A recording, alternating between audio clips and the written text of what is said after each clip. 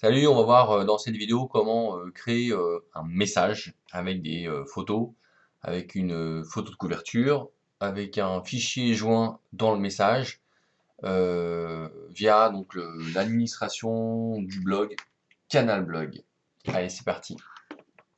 Donc on va commencer par se connecter d'abord à l'administration. Donc là, vous voyez, il y a une barre dans laquelle à droite, il y a un logo avec le nom de votre compte. Donc là, je suis connecté. Donc, je vais me déconnecter pour vous montrer. Donc là, le bouton se connecter apparaît, forcément. Je clique dessus. Là, j'ai une petite pop-up qui apparaît dans lequel, eh bien, je vais rentrer mes identifiants, login, mot de passe. Allez, c'est parti. Donc là, le nom et l'image de mon compte s'affichent. Je clique dessus et j'arrive sur l'administration. Alors voici l'admin de Canal Blog. Donc là, j'ai les boutons message, photo, commentaire, statistiques, abonnés. Et évidemment, nouveau message. Et là, j'ai le lien qui pointe vers donc l'accueil du site. Je retourne sur l'admin. Donc, je clique sur message, évidemment. Et là, j'arrive sur la liste de tous les messages qui sont publiés ou pas d'ailleurs. Donc, je clique sur créer un nouveau message ici. Et donc, je vais rentrer un titre, une description, donc du contenu, avec des photos, une photo de couverture ici, un fichier joint, éventuellement je vais vous montrer aussi comment intégrer une vidéo. Vous allez voir, c'est assez simple. Donc pour ce faire, je vais revenir en arrière en fait, et je vais plutôt en fait éditer un message qui existe déjà, comme ça ce sera plus rapide. Donc je vais prendre le dernier que je viens de créer, qui est étude de faisabilité ressourcerie. Donc j'ai cliqué sur éditer. Voilà. Donc on voit dans ce message qu'il y a évidemment un titre, il y a du contenu, il y a une photo positionnée à droite et ici une icône PDF avec un lien vers un PDF. Donc je vais cliquer sur c'est où? Je sais plus où c'est. Bon, en gros, j'ai pas de lien qui me permette de visualiser en fait. Donc je suis obligé de cliquer sur publier. Et là, j'ai voir ce message, éditer ou écrire un nouveau message. Donc je clique sur voir ce message. Là, je vois le message, le résultat de ce que ça peut donner. Donc le titre, le contenu, l'image à droite, le PDF, et je clique dessus et ça m'affiche le PDF qui est hébergé sur Google Drive pour pouvoir lire l'étude complète qui est hébergée sur Google Drive. Allez, on revient sur l'admin. Alors pour revenir sur l'admin, alors soit je reviens, moi je travaille sur avec Firefox avec plusieurs onglets, hein, donc j'ai un onglet admin comme là, j'ai un autre onglet ouvert sur le site, puis un autre onglet sur autre chose. Donc là pour revenir, je reviens donc sur l'article qui est publié, mais du coup je vais le modifier. Donc là j'ai un petit crayon parce que je suis connecté à l'administration de Canalblog, donc s'affiche cette petite icône qui me permet de, si je clique dessus, éditer le message. Voilà. Donc là, on va voir rapidement comment on insère une photo dans un article. Alors, attention, sur petite précision, Canalblog appelle ces articles messages. Bon, en gros, c'est un article, quoi. Ou en anglais, on peut dire un post. Par exemple, sur WordPress, qui est l'éditeur de sites et de blogs, d'ailleurs, le plus connu sur la planète, ils appellent ça des posts. On peut appeler ça des articles. Donc voilà, je vais utiliser des fois le mot post, des fois le mot article, des fois le mot message. Donc tout ça, c'est la même chose. Donc je clique sur la petite photo à droite et je me rends compte qu'il y a des options qui apparaissent avec petite. Si je clique sur petit, ça m'affiche la photo en petite. Si je clique sur moyen, ça me l'affiche en moyen, grand, etc. Adapté, ça va prendre l'espace restant disponible. Et puis original, ça va m'afficher, bon, on va le faire, clique sur original, en fait ça c'est la taille originale de la photo qui a été insérée sans être modifiée. Donc en gros elle fait 1200 pixels de large, mais je clique sur moyen, moyenne, voilà, et elle est positionnée à droite, en réalité je vais la positionner à gauche. Voilà, c'est exactement le même fonctionnement que Word. C'est aussi simple que ça. Et légende, alors légende c'est assez important parce que ça peut aider le lecteur à comprendre ce que c'est. Donc là je vais l'appeler logo de la Ligue de l'enseignement, sans faire de faute si possible. Et d'ailleurs j'ai jamais essayé ça, afficher la légende au survol de la souris, modifier. Donc je vais faire publier. J'affiche l'article et je passe la souris dessus et effectivement comment on appelle ça déjà, le petit texte en bas, donc le merci. Je sais plus comment je suis fatigué en fait. Dites ce message. Légende, merci. Donc on voit que la légende s'affiche lors du survol de la souris sur la photo. C'est important à deux titres, pour les lecteurs, pour les internautes qui lisent évidemment, mais aussi pour Google qui permet, ça permet de dire à Google, voilà ce que représente l'image. Donc Google, en général, même si c'est plus vrai aujourd'hui, mais pendant longtemps, il ne voyait pas les images, il ne savait pas ce que c'était comme image. Donc il fallait lui dire ce que c'était. Donc là, la légende permet d'expliquer à Google ce que c'est l'image. Donc là, c'est le logo de la fiche de la Ligue de l'enseignement. Ça permet de renforcer votre référencement sur Google.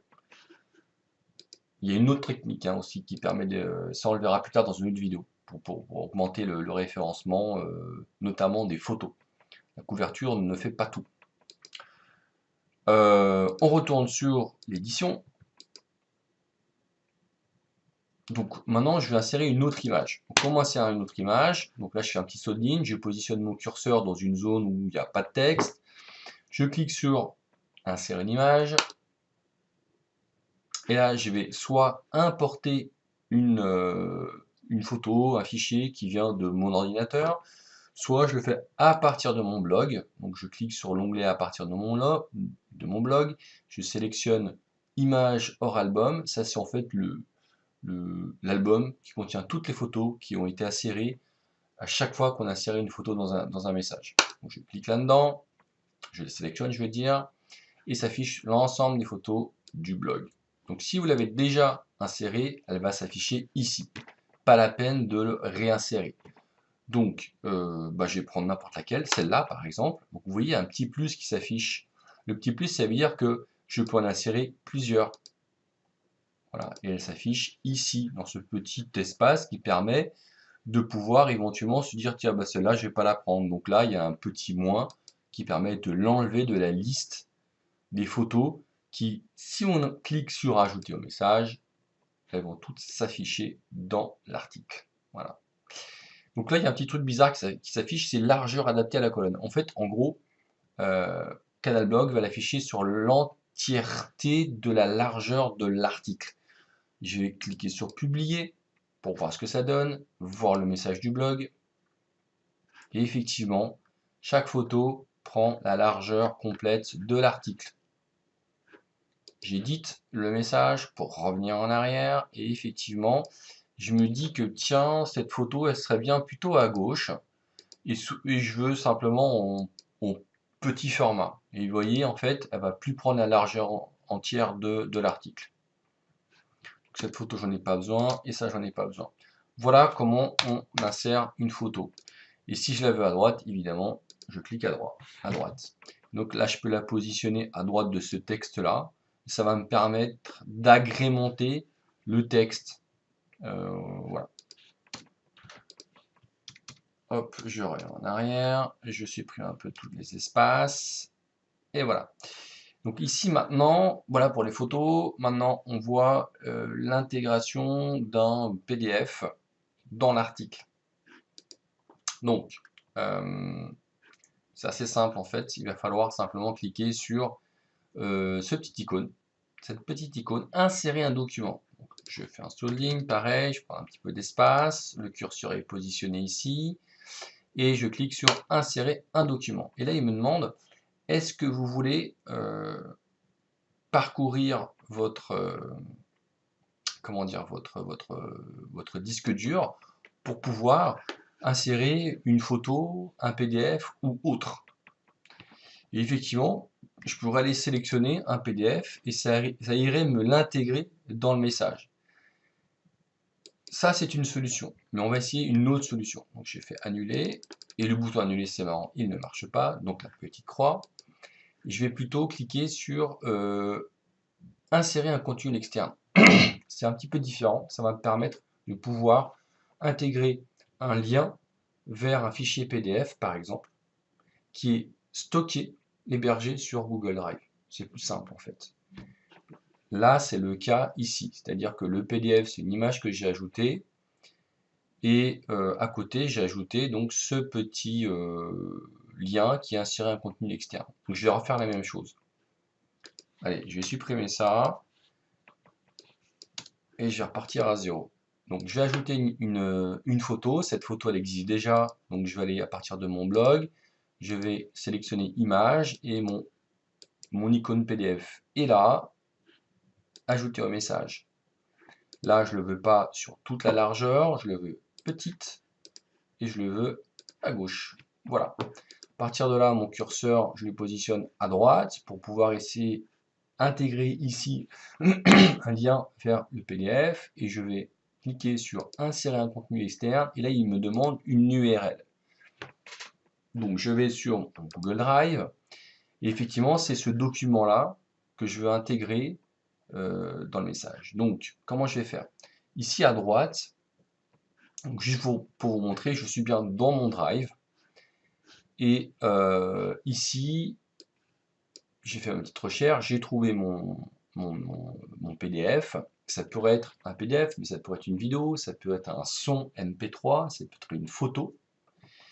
Donc je double-clique dessus pour l'ouvrir et à droite, je vais cliquer sur les trois petits points. Et je vais cliquer sur partager.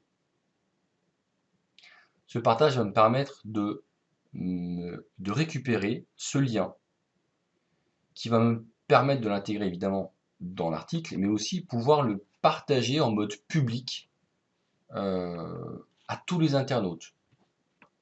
Donc je pourrais cliquer sur obtenir le lien de partage, en fait il est déjà là, et ça me dit que je peux partager ce PDF avec tous les gens qui ont le lien en fait, qui est d'ailleurs activé comme public. Je vais copier le lien et OK, je reviens sur mon article et là je colle mon lien. Vous voyez bien que c'est Google Drive, c'est drive.google.com, file, et ça c'est en fait le code, on va dire, de mon PDF, de mon fichier sur le Drive. D'ailleurs, une petite parenthèse, mais vous voyez là j'ai copié-collé un lien Drive, mais je pourrais très bien copier-coller un lien Amazon, ou Pinterest, ou Facebook, ou les pages jaunes, etc. Je clique sur prévisualiser et là j'obtiens effectivement une petite prévisualisation avec une image du PDF et quelques infos. Insérer.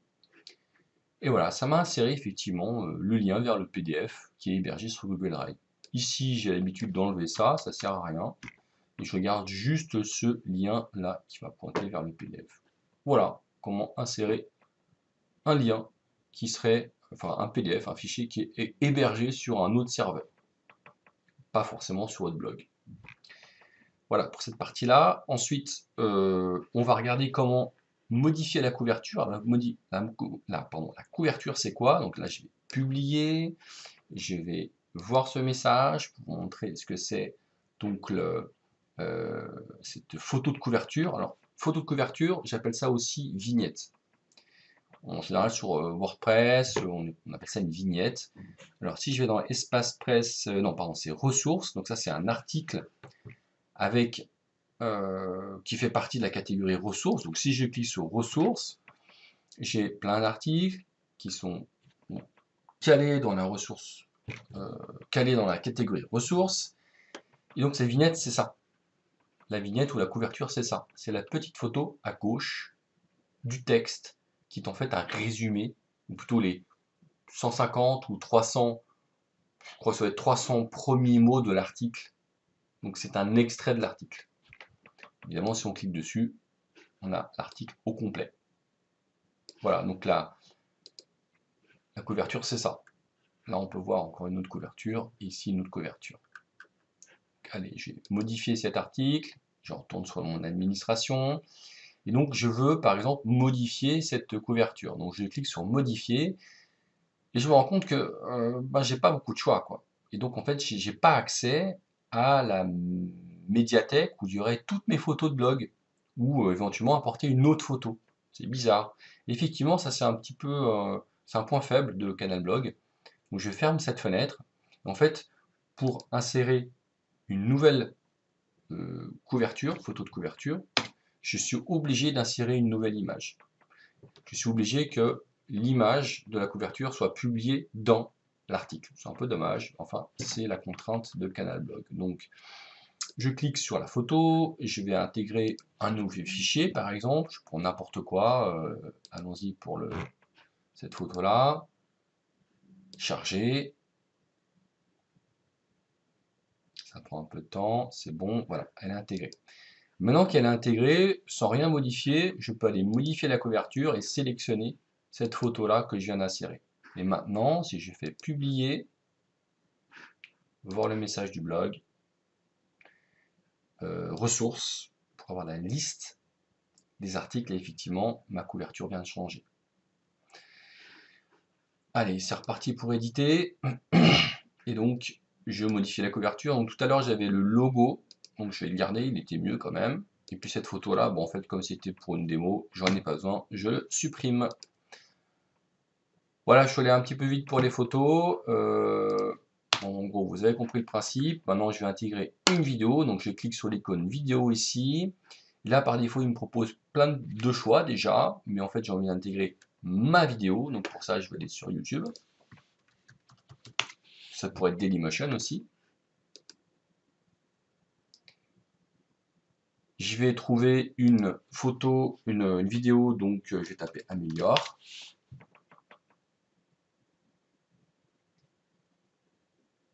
Effectivement, j'ai une vidéo sympa de Hugues Bazin. Donc, pour pouvoir récupérer le lien de la vidéo, il suffit de copier l'URL dans votre barre de navigateur et la coller dans l'admin. Donc l'admin, elle est, je sais plus, j'ai plein de fenêtres ouvertes. Voilà. Donc là, je vais éditer ce message. Et donc là, je vais intégrer le lien de la vidéo ici, tout simplement, et je décoche Dailymotion parce qu'il s'agit bien de YouTube, et voilà, sans même cliquer, rechercher une vidéo, il me l'a trouvé, donc c'est bien celle-là. Je clique dessus, il me fait une prévisualisation. J'ai pas grand chose à faire de plus, je clique sur accélérer cette vidéo, et la vidéo, elle est là. Alors là, on la voit pas, parce qu'en réalité, on la verra uniquement une fois qu'elle sera publiée en ligne sur le site. Là, je peux uniquement voir un peu la taille qu'elle aura. Si je trouve qu'elle est trop petite, je clique sur la vidéo, je fais très grande. Je pourrais dire toute petite. Voilà, pour la modification, évidemment, je pourrais l'aligner au centre ou à droite. On n'a pas tout à fait fini. Maintenant, ce qu'il va falloir faire, c'est sélectionner la catégorie dans laquelle vous allez ranger cet article, ce message. Donc là, par défaut, il était classé dans ressources. Si c'est un message du blog d'une manière générale, le message général, c'est actualité. Si c'est un message pour l'actualité des marchés, j'ai créé une catégorie qui s'appelle actualité des marchés. Ça pourrait être un communiqué de presse et ça pourrait être une revue de presse, c'est-à-dire ce que dit la presse à propos de votre association. Donc là, je laisse ressources, date de publication. Alors, j'ai zappé les tags. Alors, les tags, c'est pas compliqué, hein. En gros, vous mettez des mots-clés séparés par des virgules. Ça pourrait être aussi des mots-clés, ça peut être des expressions. Donc, ça peut être plusieurs mots. Études foncières, par exemple.